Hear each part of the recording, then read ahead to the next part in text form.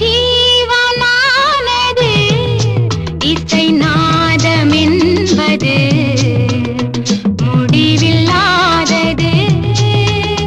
வாழும் நாளெல்லாம் என்னை வாழ வைப்பது இசை என்றானது.